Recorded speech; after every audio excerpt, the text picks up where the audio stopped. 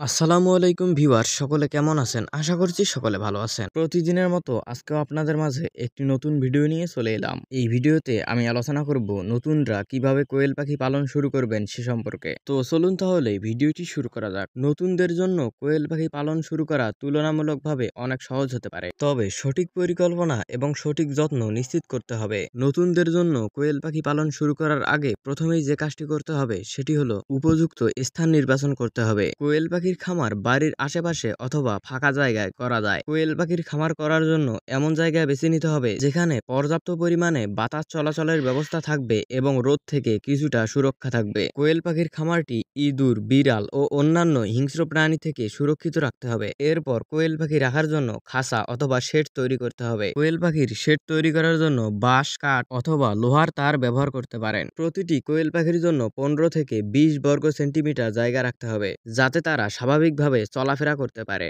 এরপর কোয়েল পাখির উপযুক্ত জাত নির্বাচন করতে হবে। আপনি যদি ডিম উৎপাদনের জন্য কোয়েল পাখি পালন করতে চান তাহলে জাপানি কোয়েল অথবা জাম্বু কোয়েল পাখি দিয়ে পালন শুরু করতে পারেন। আর আপনি যদি মাংস উৎপাদনের জন্য কোয়েল পাখি পালন করতে চান তাহলে অন্যান্য জাত দিয়ে পালন শুরু করতে পারেন। এরপর কোয়েল পাখির খাবারের ব্যবস্থা করতে হবে। কোয়েল পাখিকে পর্যাপ্ত পরিমাণে সুষম খাবার খাওয়াতে হবে। কোয়েল পাখির খাবারে প্রোটিন 22 থেকে 25% এবং পর্যাপ্ত পরিমাণে মিনারেল থাকতে হবে। পাখিকে সবসময় পরিষ্কার ও বিশুদ্ধ পানি সরবরাহ করতে হবে। মাঝে মাঝে কোয়েল পাখিকে ভিটামিন মিশ্রিত পানি খাওয়াতে হবে। কোয়েল পাখি পালন করার জন্য সঠিক পরিমাণে আলো ও তাপমাত্রা নিয়ন্ত্রণ করতে হবে। কোয়েল পাখির ডিম উৎপাদন বাড়াতে প্রতিদিন 14 থেকে 16 ঘন্টা আলো নিশ্চিত করতে হবে এবং কোয়েল পাখির বাচ্চাদের জন্য প্রথম সপ্তাহে 35 থেকে 37 ডিগ্রি সেলসিয়াস তাপমাত্রা দিতে হবে এবং পর্যায়ক্রমে এই তাপমাত্রা কমাতে হবে। নিয়মিত কোয়েল পাখির খামার পরিচর্যা করতে হবে। কোয়েল পাখির খামার নিয়মিত পরিচর্যা করলে কোয়েল পালন লাভজনক হতে পারে। তো ভিউয়ার্স,